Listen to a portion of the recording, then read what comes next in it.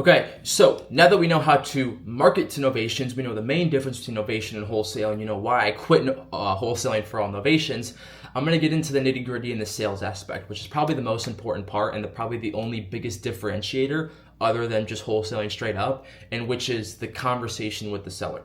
Okay, now in the conversation with the seller, the biggest, most important thing that you need to know is transparency.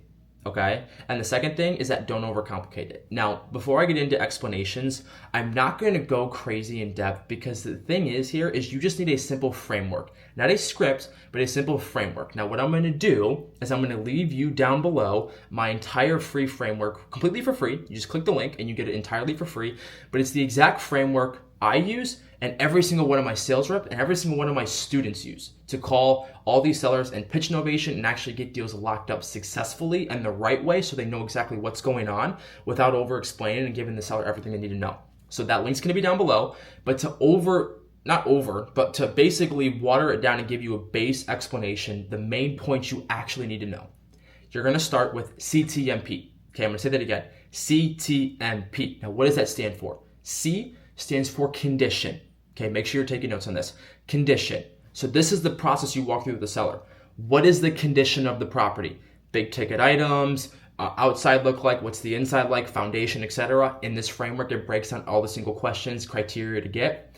Second, T, time frame. Okay, this is a really key part here.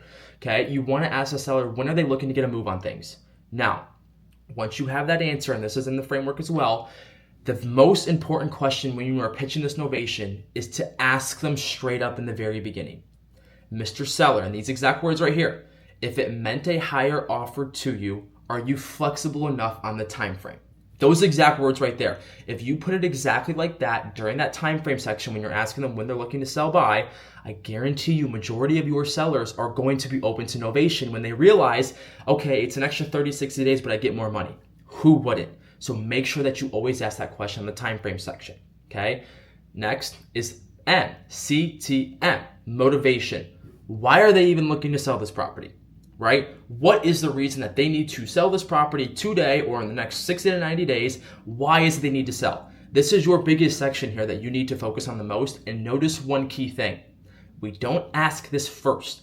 It must be in this order. You must ask about the condition first, then the time frame, and then the motivation. Okay? Your condition and time frame section is your time for you to speak with the seller and build up that connection, build up that rapport. Let them know you're a genuine human being, so when you ask them why they really need to sell, they don't just give you some BS answer. Okay? You're not here to be on surface level. You're here to gain a connection and actually understand what it is they need so you have a problem to solve. Okay? Now last is price. What is it that they need? Not what is it that they want? What is it they hope to get? Not what is it, would be worth their time. What is it that they need to walk away with? Okay? We are here to help these sellers. We are not genies that give them whatever they want and hopefully help them.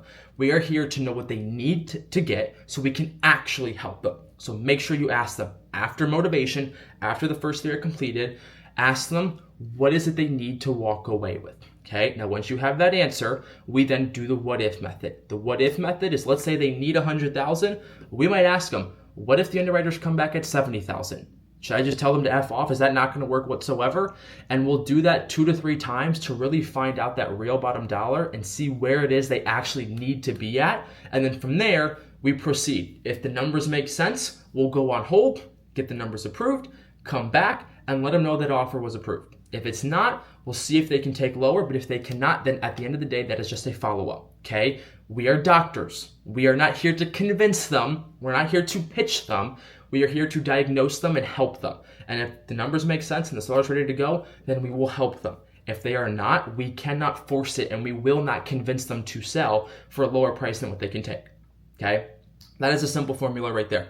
Again, there's going to be more in-depth actual information and structure on the actual framework, but to make things simple and cover those key points, that is the exact video right there. Once again, any questions, further comments, things you need clarification on or help, any useful links in that script link, I'll leave down below as well.